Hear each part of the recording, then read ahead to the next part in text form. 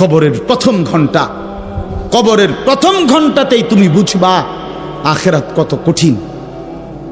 রাসূলুল্লাহ সাল্লাল্লাহু আলাইহি ওয়াসাল্লাম বলেন, কবরে যেই নাফরমান প্রশ্নের জবাব দিতে পারবে না, তিনটি প্রশ্নের, তো আল্লাহ তাআলা বলবেন কাযাবা আবদি, ফেরেশতা আমার এই নাফরমান বান্দা মিথ্যা বলেছে।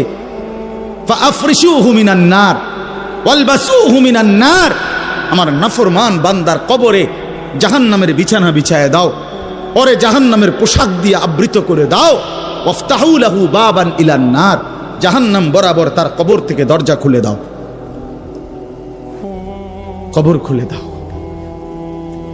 ওফো, আল্লাহর নবী সাল্লাল্লাহু আলাইহি ওয়াসাল্লাম বলেন, তখন কবর তারে, ফেরেশতা যখন তাকে রাইখা যাবে, কবর তারে ডান দিকের মাটি বাম দিকে একটা চাপ দিবে, বাম দিকের মাটি ডান দিকে চাপ দিবে।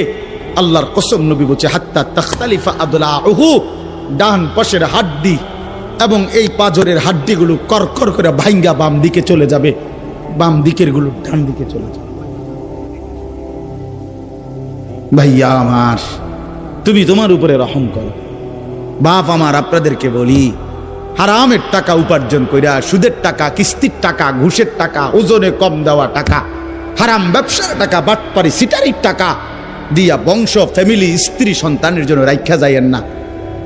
ওরা আমনে বরবাদ করবে, আপনি নিজেও বরবাদ হইলেন, ওরারও বরবাদ করলেন। শুধু শুধু শুধু শুধু আপনি মূল্য পৃথিবীতে কামাই রোজগারই থাকবে, আর পৃথিবীতে যেত রোজগার থাকবে আপনার ফুতেই কামাই করতে পারবো। আপনি হালাল ভাবে যে দূর পারেন করে দিয়েছে, বাকিটা আপনার ফুতে করবে। না পড়লে মরে যাবে, অসুবিধা কি? না খাইয়া যদি কেউ মরে যায়, তাহলে মৃত্যুবরণ করা তো বেজ্জুতি, ঠিক না? কথা বলেন না কেন? না না, বলেন বলেন। কেউ মরে যাওয়া এটা কি শরমের কথা নাকি? ভাই বলো, ছেলে বলো। আরে ছি ছি ছি ছি, ওটা মরে গেল, কেমন শরমের কথা এটা? এমন এটার কথা হইলো কোনো? তো মরলে কিছে? মনে করেন না খাইয়া মরেই গেছে, তো মরলে কিছে? মরণ কি শরমের কিছু? তো বাপ দাদা 14 গোষ্ঠী মরছে, তো আমি মরলে সুবিধা কি? আহা, এজন্য বন্ধু আল্লাহ তাআলা বলছেন ওয়ালাউ তারা ইদিয যালিমুন, এই শুনেন বন্ধু, আপনি যদি একটা নজর দেখতেন, আমরা তাফসীর কিতাবে পড়ছি আত-তাযকিরা, ইমাম কুরতুবী রাহমাতুল্লাহ আলাইহির কিতাব আত-তাযকিরা ফি আহওয়ালিল মাউতা ফিল আখিরা, অনেক সুন্দর কিতাব, বাংলা অনুবাদ হয়েছে মৃত্যুর ওপারে। ইমাম কুরতুবীর খুব সুন্দর, অনুবাদটাও অসাধারণ। এই বইতে আছে ইব্রাহিম আলাইহিস সালাম একবার আজরাইলকে বলছিল, মালাকুল মউত আজরাইল, নাফরমানের জান কবজ করবার সময় তুমি যেই চেহারাটা হয় তোমার, ওটা আমার একটু দেখাও। মালাকুল মউত আজরাইল বলছিল, হে আল্লাহর নবী, কসম আপনি এটা দেখতে চাইেন না, আপনি সহ্য করতে পারতেন না।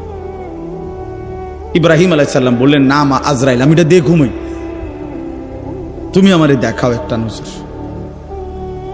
মালাকুল মউত আজরাইল কোন পাপী ব্যক্তির জান কবজের সময় যেই বিভৎস কুৎসিত আকৃতি ধারণ করে, আল্লাহর কসম ওই আকৃতি যখন ধারণ করছেন ইব্রাহিমের সামনে, ইব্রাহিম নবী সাল্লাল্লাহু আলাইহিস সালাম একটা চিৎকার মাইরা বেহুশ হয়ে গেছে। লম্বা সময় পরে যখন হুঁশ আসছে, তো আমি নিজে পড়ছি কিতাবে, আরবি কিতাবে, ইব্রাহিম আলাইহিস সালাম আল্লাহকে বলছে, আয় আল্লাহ, আপনার জাতের কসম মাওলা, কোন নাফরমান পাপী তার কবরের আযাব, আখিরাতের আযাব